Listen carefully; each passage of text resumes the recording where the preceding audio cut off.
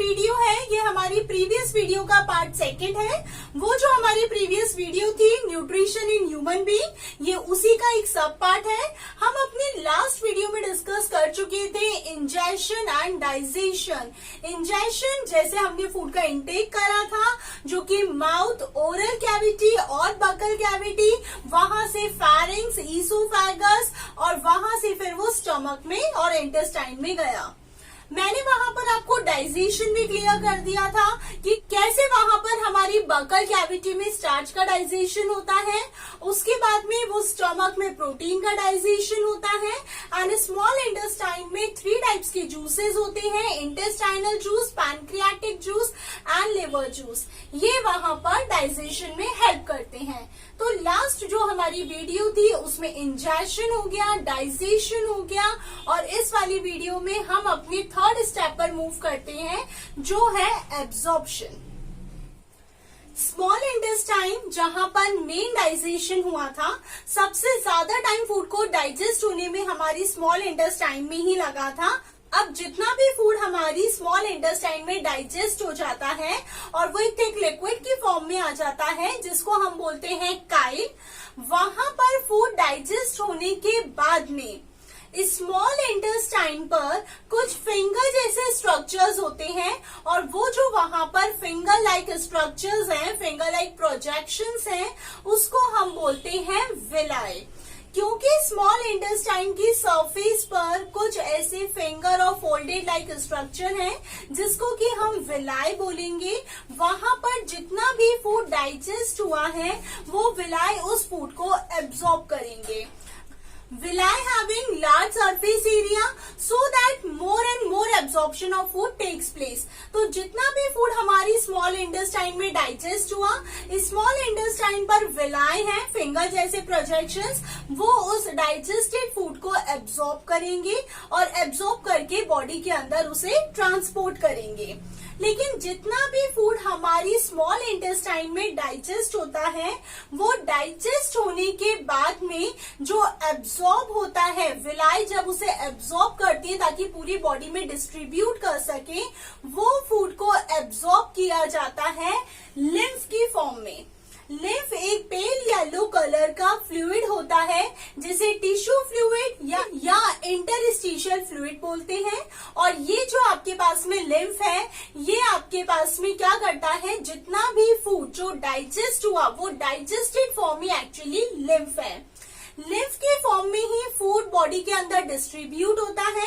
जैसे बॉडी के अंदर ब्लड वेसल्स होती हैं जो ब्लड को बॉडी के अंदर ट्रांसपोर्ट करती हैं, आर्टरीज ऑक्सीजनेटेड ब्लड को, वेन्स डीऑक्सीजनेटेड ब्लड को, ऐसे ही हमारी बॉडी के अंदर लिम्फ वेसल्स होती हैं जो कि जितना भी फूड हमारी स्मॉल इंटेस्टाइन में डाइजेस्ट हुआ उसको वहां से लेकर पूरी बॉडी के अंदर उसको डिस्ट्रीब्यूट करना।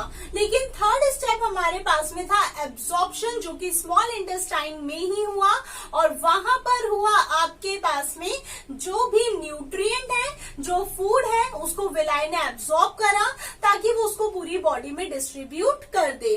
तो लिम्फ आपके पास में जो कलरलेस फ्लूइड है उसका जो कॉम्पोजिशन होगा, जो भी कुछ लिम्फ में होगा वो सेम कॉम्पोजिशन हमारे ब्लड के प्लाज्मा में होगा। जो भी हमारे ब्लड के प्लाज्मा में होता है वो सारा कॉम्पोजिशन सेम और आइसोटोनिक होता है लिम्फ के अंदर। लिम्फ के जो फंक्शंस होते हैं वो आपके पास में ये है, फर्स्ट की वो कलरलेस है और पेल येलो कलर का है, टिश्यू और इंटरस्टिशियल फ्लूइड है जो कि डाइजेस्टेड फॉर्म ऑफ फूड है और वही फॉर्म ऑफ फूड बॉडी के अंदर डिस्ट्रीब्यूट होगा। हम लिम्फ को ब्लड से कंपेयर करें तो लिम्फ के अंदर CO2 ज्यादा होती है जबकि ब्लड के अंदर ऑक्सीजन ज्यादा होती है। लिम्फ पेल येलो कलर का है, ब्लड रेड कलर का है। लिम्फ के अंदर ओनली प्लाज्मा एंड WBC होती है जबकि ब्लड के अंदर plasma, WBC, RBC and platelets होते हैं। लिम्फ में कैल्शियम और फास्फोरस का अमाउंट कम होता है जबकि ब्लड में ज्यादा होता है। लिम्फ में प्रोटीन भी कम होता है जबकि ब्लड में प्रोटीन भी ज्यादा रहता है। बट इसका जो कॉम्पोजिशन है वो ब्लड प्लाज्मा के आइसोटोनिक है। लिम्फ की जो फंक्शन है उसमें फर्स्ट फंक्शन है transport fatty acid, glycerol, fat, soluble vitamin from the intestine to other parts of the body. जितना भी हमारे इंटेस्टाइन के अंदर फैटी एसिड, ग्लिसरॉल या विटामिन है उनको लेना और पूरी बॉडी के अंदर डिस्ट्रीब्यूट करना। सेकेंड, हमारी बॉडी सेल को मॉइस्ट रखने का काम लिम्फ करता है। हमारे अंदर gases, oxygen, CO2, hormones, nutrient, इन सब का ट्रांसपोर्टेशन भी लिम्फ करता है। थर्ड, आपके पास में लिम्फ एक स्पेशल सेल्स बनाता है लिम्फोसाइट, जिसके बारे में मैं अपनी प्रीवियस वीडियो में डिस्क्राइब कर चुकी हूँ, B lymphocyte and T lymphocyte. Lymphocyte, lymph की जो सेल्स है उन्हें हम बोलेंगे लिम्फोसाइट। लिम्फोसाइट का काम होता है कि अगर कोई भी पैथोजन लिम्फ के अंदर एंटर हो जाए तो उस फॉरेन पैथोजन को और एंटीजन को किल कर देना। उसके अलावा लास्ट फंक्शन जो लिम्फ का है कि लिम्फोसाइट और एंटीबॉडीज को लिम्फ नोड से पूरी बॉडी के अंदर डिस्ट्रीब्यूट करना। लिम्फ की स्टडी करने को लिम्फेटोलॉजी कहा जाता है। लिम्फ का एक नाम और है, लिम्फ को बोला जाता है middle man of the body.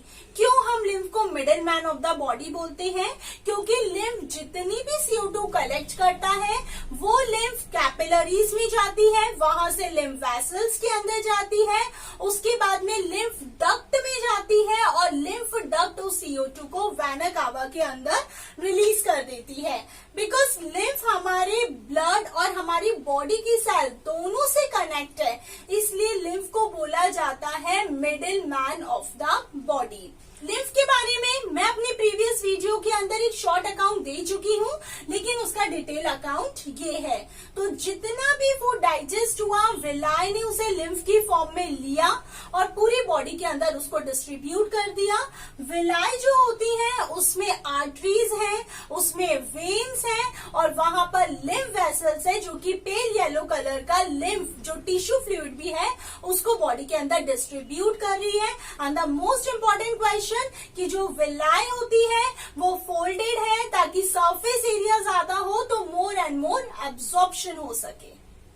तो फर्स्ट स्टेप जो हमारे न्यूट्रिशन का था वो था इंजेशन। इंजेशन के बाद में जो सेकेंड था दैट इज डाइजेशन। इंजेशन जहां फूड को इनटेक करा था, डाइजेशन जहां उस कॉम्प्लेक्स और non diffusible form of food को सिंपल और डिफ्यूजिबल फॉर्म ऑफ फूड में कन्वर्ट किया हमने अपनी लास्ट वीडियो में। थर्ड जो हमारे पास में पॉइंट है वो है एब्जॉर्प्शन। एब्जॉर्प्शन में हमने लिम्फ के बारे में डिस्कस कर लिया कि जो लिम्फ की फॉर्म में डाइजेस्टेड फूड एब्जॉर्ब हुआ और बॉडी के अंदर लिम्फ वेसल्स के थ्रू डिस्ट्रीब्यूट हो गया। और वो जो डिस्ट्रीब्यूशन वाला पार्ट है दैट इज एसिमिलेशन, वो हमारे पास में है एसिमिलेशन जो डिस्ट्रीब्यूशन वाला पार्ट है। हम अपना फूड ग्लूकोज की फॉर्म में लेते हैं, लेकिन हम जो उसे स्टोर करते हैं वो स्टोर करते हैं ग्लाइकोजन की फॉर्म में। और जो प्लांट होते हैं वो अपना फूड स्टोर करते हैं स्टार्च की फॉर्म में। और जितना भी एक्स्ट्रा फैट्स हमारे अंदर होता है वो हमारे एडिपोज टिश्यू जो हमारी बॉडी के अंदर कुशन का काम करते हैं, बॉडी में एक इंसुलेटर की जैसे वो काम करते हैं, एक्ट एज अ इंसुलेटर। वहां पर जाकर जितना भी एक्स्ट्रा फैट्स होता है वो एडिपोज टिश्यू में जाके डिपॉजिट हो जाता है। अब जो लास्ट स्टेप हमारे न्यूट्रिशन का है वो है egestion. Ejection means expelling out of waste material। जो भी हमारी बॉडी का वेस्ट मटेरियल है, फीसेस है, उसका डिफेसिएशन करना, उसको रिलीज करना, एक्सपेल्ड आउट करना, उसको बोला जाता है इजेशन। तो ingestion and digestion that we have already studied in my last video। Absorption where the digested food absorbed in the form of lymph and distributed throughout the body, it is called assimilation।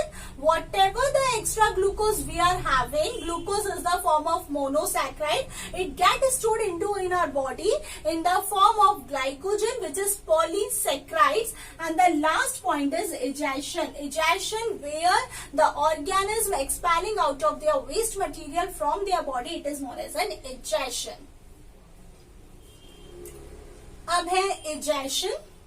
Egestion जैसे होगा, जितना भी food हमारी small intestine में digest हुआ वो वहां से डाइजेस्ट होने के बाद में हमारी इस लार्ज इंटेस्टाइन में जाएगा। लार्ज इंटेस्टाइन में जितना भी फूड जाएगा वो सारा अनडाइजेस्टेड फूड होगा, क्योंकि डाइजेस्टेड फूड लिम्फ की फॉर्म में बॉडी के अंदर डिस्ट्रीब्यूट हो रहा है। साइमल्टेनियसली जो अनडाइजेस्टेड फूड है वो अनडाइजेस्टेड फूड हमारी लार्ज इंटेस्टाइन में जाएगा।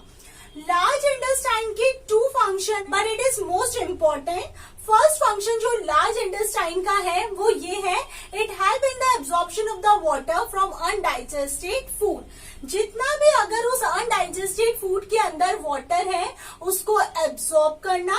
And second, the large intestine secrete mucus, that mucus helps to adhering the waste particle together and lubricating it for easy passage. Means आपके पास में ये है कि अब वहां पर लार्ज इंटेस्टाइन के अंदर म्यूकस होती है और म्यूकस जो है उसका काम है जो वेस्ट पार्टिकल है उनको अडहियर रखना, एक साथ रखना, स्टिकी रखना और उसको ल्यूब्रिकेट बनाना ताकि वो इजीली वहां से रिलीज हो जाए।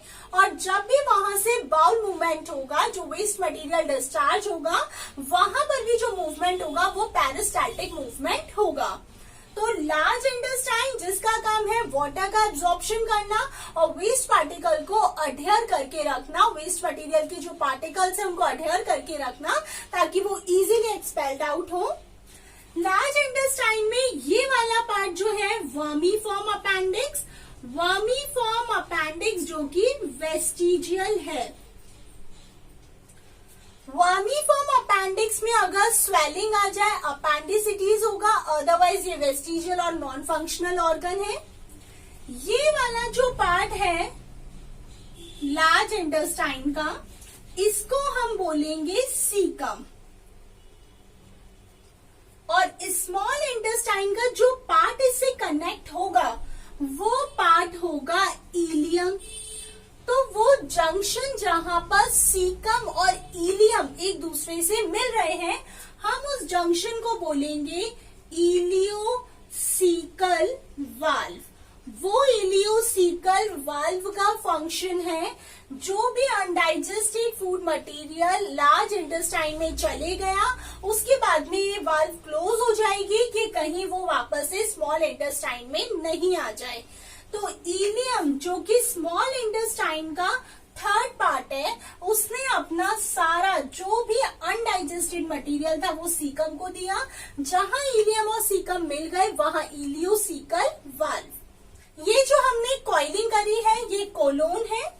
इधर वाले जो कोलोन है उसको बोला जाता है असेंडिंग कोलोन, ये होते हैं असेंडिंग कोलोन। वहां वाली उस साइड की जो कोलोन है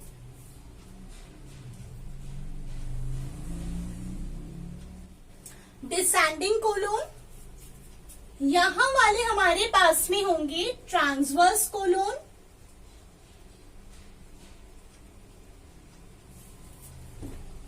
और जो आपके पास में यहां पर है सिग्मोइड कोलोन। और इन कोलोन का फंक्शन वही, जितना भी अनडाइजेस्टेड फूड में से वाटर है उसे एब्जॉर्ब करना। कोलोन के बाद हमारा जो वेस्ट मटेरियल होता है वो वेस्ट मटेरियल रेक्टम में जाके स्टोर होता है। रेक्टम में नंबर ऑफ माइक्रो ऑर्गेनिज्म वहां पर प्रेजेंट होते हैं जो कि हमारे उस वेस्ट मटेरियल को एक्सपेल्ड आउट होने में हेल्प करते हैं और प्लस उस पर फीड भी करते हैं। वहां पर रेक्टम होता है। रेक्टम में एक टेम्परेरी स्टोरेज होता है फीसेस का और वेस्ट मटेरियल का। और फिर वहां लास्ट वाला जो पॉइंट है दैट इज एनस। और जो ओपनिंग वहां होगी उसको हम बोलेंगे एनल ओपनिंग। और एनल ओपनिंग के थ्रू वेस्ट मटेरियल डिस्चार्ज होगा, पेरिस्टाल्टिक मूवमेंट होगा। जो मसल्स वहां पे हेल्प करेंगी हम उसे बोल देंगे एनल इंस्पेक्टर। एनल इंस्पेक्टर वो मसल्स हैं जो कि उस वेस्ट मटेरियल को रिलीज होने में हेल्प करेंगी। जैसे ही फूड अगर हमारे रेक्टम में स्टोर होता है, वहां पर एक न्यूरल रिफ्लेक्स होता है, और वो जो न्यूरल रिफ्लेक्स होता है, इट कॉजेज अर्ज और desire to remove the waste material, और हम उस वर्ड को बोलते हैं डिफैसिएशन। डिफैसिएशन मीन्स जो आपने वेस्ट मटेरियल रिलीज कर रहा है उसको हम बोलते हैं डिफैसिएशन। और ये जो डिफैसिएशन है ये न्यूरल रिफ्लेक्स है, और वहां से जब वो मैकेनिज्म मिलता है, ट्रिगर होता है, उसके बाद में ये हमें एक अर्ज होता है, एक डिजायर होती है that we have to void out this waste material, और इस वर्ड को हमने कह दिया डिफैसिएशन। स्टूडेंट, जो हमारा जीआई ट्रैक्ट है, GI tract means gastro intestinal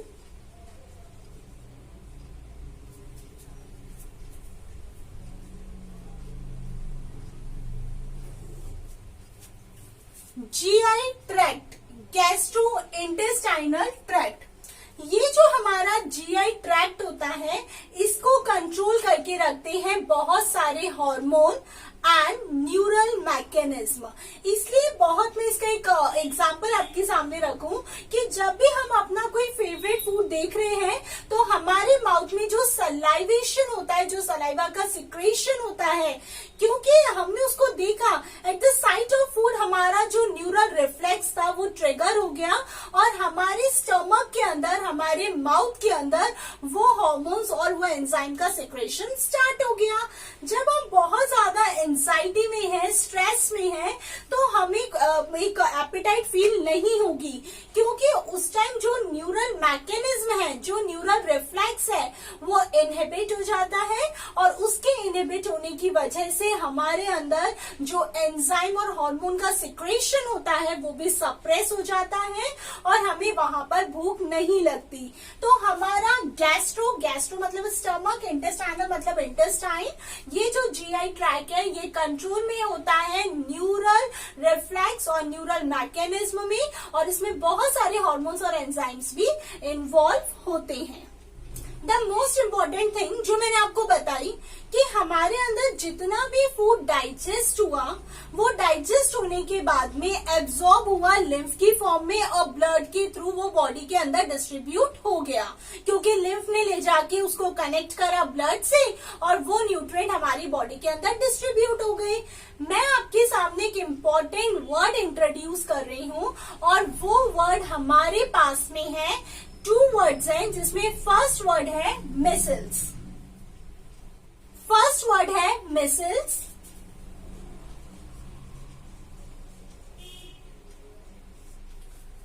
हमारे अंदर जितना भी फैटी एसिड और ग्लिसरॉल है हमारे फूड के अंदर, वो छोटी छोटी स्मॉल ड्रॉपलेट्स की फॉर्म में कन्वर्ट होता है, और वो जो छोटी छोटी फैट्स की ड्रॉपलेट्स होती हैं उसको हम बोलते हैं मिसल्स। और क्योंकि फैट इजीली एब्जॉर्ब नहीं हो पाता, प्लीज ध्यान से सुनिएगा, क्योंकि फैट्स हमारी बॉडी के अंदर, फैट्स और फैटी एसिड इजीली एब्जॉर्ब नहीं हो पाते, इसलिए उस फैट्स के ऊपर एक प्रोटीन की कोटिंग होती है, और जब प्रोटीन की कोटिंग हो जाती है इजीली वो बॉडी में एब्जॉर्ब हो जाते हैं, और ब्लड के थ्रू वो बॉडी के अंदर ट्रांसपोर्ट होते हैं। तो जब वो फैटी एसिड और ग्लिसरॉल्स की स्मॉल ड्रॉपलेट्स थी, हमने उसको नाम दिया मिसल्स। लेकिन जब उसके ऊपर प्रोटीन की कोटिंग हो गई तो हमने उसको बोला काइलोमाइक्रॉन्स।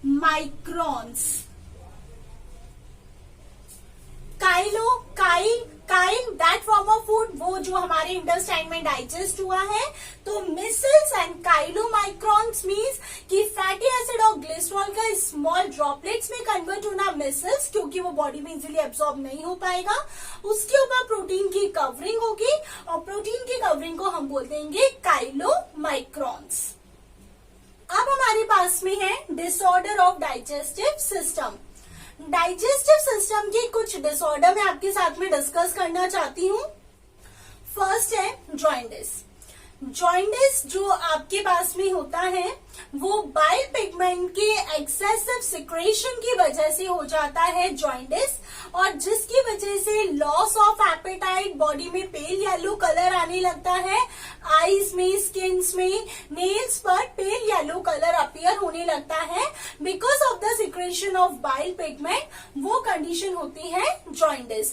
जॉइंडिस के पेशेंट को सबसे अच्छे से वहां पर जो रेफर किया जाता है कि वो कार्बोहाइड्रेट फूड ले, और बेस्ट कार्बोहाइड्रेट सोर्स जो हमारे पास में है वो है शुगर केन जूस। उसमें कार्बोहाइड्रेट बहुत अच्छा होता है, रिच क्वांटिटी में होता है, इसलिए जॉइंडिस के पेशेंट के लिए शुगर केन लेना उनकी हेल्थ के लिए बहुत अच्छा है। और कभी ऐसा भी होता है कि मलेरिया के जो पेशेंट होते हैं वो कुछ टाइम बाद जॉइंडिस के हो जाते हैं, क्योंकि मलेरिया में भी प्लाज्मोडियम लिवर अफेक्ट करता है, और जॉइंडिस में तो बेसिकली लिवर ही अफेक्ट होता है, और जो बाइल पिगमेंट है उसका सिक्रेशन भी उसकी वजह से इफेक्ट हो जाता है।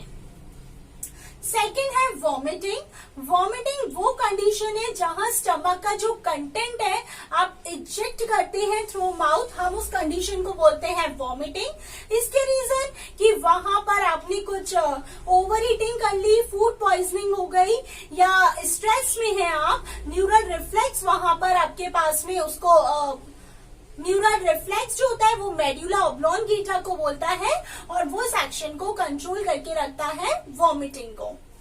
थर्ड है कॉन्स्टिपेशन।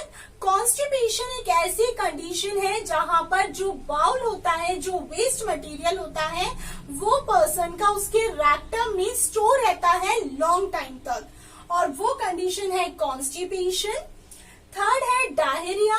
डायरिया एक ऐसी कंडीशन है जहां पर फीसेस लिक्विड फॉर्म में बॉडी में से डिस्चार्ज होते हैं, तो जो डिस्चार्ज हो रहा है वो लिक्विड फेज के अंदर है, जिसका मतलब बॉडी के अंदर फूड का बहुत अच्छे से एब्जॉर्प्शन हो नहीं पाया, वाटर की डेफिशिएंसी हो जाएगी उस पर्सन के अंदर, बॉडी डिहाइड्रेट हो जाएगी, और उसको immediately ORS, oral rehydration solution उसको देना पड़ेगा, उसका इंटेक करना पड़ेगा, ताकि जो भी बॉडी डिहाइड्रेट हुई है वो उसे बैलेंस कर ले। लास्ट है इंडाइजेशन। इंडाइजेशन तब जब आपका मूड स्विंग है, आपका मूड अच्छा नहीं है, आपके अंदर एंजाइम का इनएडिक्वेट सिक्रेशन है, आपने कुछ स्पाइसी और ओवर ईटिंग फूड अगर आपने ले लिया, फूड पॉइजनिंग अगर आपको हो गई, तो that condition is an indigestion, जहां हमें लगता है that our stomach is full of food, हमें भूख नहीं है और ऑलरेडी हमने बहुत सारा खाना खाया हुआ है, तो वो कंडीशन होती है इंडाइजेशन। ज्यादातर डिसऑर्डर जो हमारे डाइजेस्टिव सिस्टम में होते हैं वो होते हैं कुछ वर्म्स की वजह से इन्फेक्शन हो जाता है, और वो वर्म्स होते हैं लाइक आपके पास में हो गया वहां पे tapeworm, hookworm, pinworm, threadworm etcetera. इन वर्म्स की वजह से वहां पर इन्फेक्शन होने के पूरे चांसेस होते हैं। हमारी जो एलिमेंट्री कैनाल है वो 4 वॉल से बनी है, सेरोसा, मस्कुलरिस, सब म्यूकोसा एंड म्यूकोसा, जिसमें फर्स्ट है सेरोसा। सेरोसा सबसे आउटर मोस्ट लेयर है जो मीजोथीलियम और कनेक्टिव टिश्यू से बनी है। सेकेंड है मस्कुलरिस। मस्कुलरिस जो स्मूथ मसल से बनी है, स्मूथ मसल जिनको कि हम नॉन स्ट्रिएटेड मसल्स भी कहते हैं, जिसमें लाइट और डार्क बैंड्स नहीं होते। और मस्कुलरिस में भी आउटर एंड इनर, जहां पर inner circular muscles and outer longitudinal muscles हैं। थर्ड होती है सब म्यूकोसा। सब म्यूकोसा जहां पर की नर्व्स होती हैं, ब्लड और लिम्फ वेसल्स होती हैं। और फोर्थ होती है म्यूकोसा। हमारे गट के सेंटर के अंदर जो ल्यूमन है, कैविटी है, उस कैविटी को लाइन करने के लिए, कवर करने के लिए जो लेयर होती है, उस लेयर का नाम होता है म्यूकोसा। तो ऐसे हमारी जो एलिमेंट्री कैनाल है उस पर 4 लेयर्स हैं, सेरोसा, मस्कुलरिस, सब mucosa and mucosa. Then student, this is the part 2 of nutrition in human being. इसमें भी हमारे पास में अभी स्ट्रक्चर ऑफ टीथ है और कुछ ग्लैंड्स के बारे में है, वो मैं अपनी कुछ आगे की वीडियोस में आपके साथ में डिस्कस करूंगी। यहाँ पर आपके पास में जो न्यूट्रिशन था उसका एक बेसिक आइडिया था जो मैंने आपके साथ में डिस्कस किया। If you have any comment box में लिखिए, मैं उसका आंसर जरूर करूंगी। Thank you for watching my video. Don't forget to press bell icon and subscribe my channel.